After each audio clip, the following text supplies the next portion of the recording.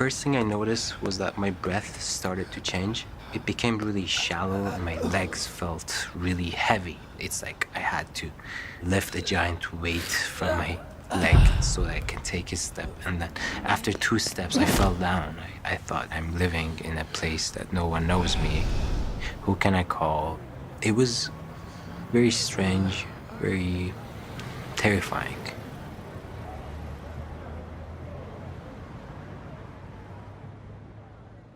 I came to Canada because I was expected to create a better future for myself. I had a choice between going through the university entrance exam back in my country, which is very competitive and difficult. And if I was to stay, then I would have needed to stay for the military as well. But then the second choice I had was to spend some time in Canada, finish my grade 11 and 12, and, and then go to university here. The last thing I thought about was, how is it going to affect me emotionally?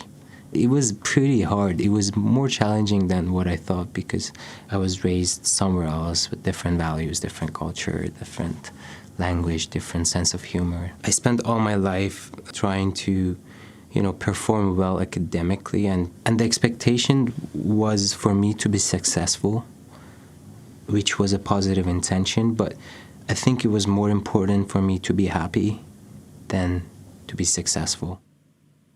Many behaviors that affected me back then in a bad way was me trying to give meaning to everything around me. I would give meaning to people's reactions or words about me, and then that would create a negative emotion, and then as a result, my isolation from the society. The sort of thoughts I had about myself was very unkind. I didn't really have a good relationship with myself. So I went through a lot of panic attacks in like 2 days, and that was really scary, and I didn't even know what panic attacks were. I thought I was having a heart attack or something. I needed to change. It was a huge inner calling that you need to change. You need to take control there, and there are a lot of resources available, and I started using those resources and professional help, of course. That opened a whole new world to my eyes. I kind of felt very empowered after just one first session of professional help, and that just changed my beliefs, changed my perspectives a lot. And as a result, I started attracting new people to my life.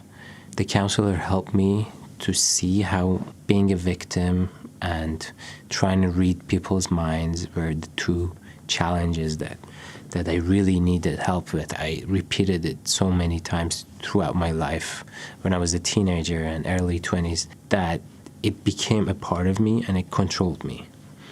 It was my automatic response to all situations.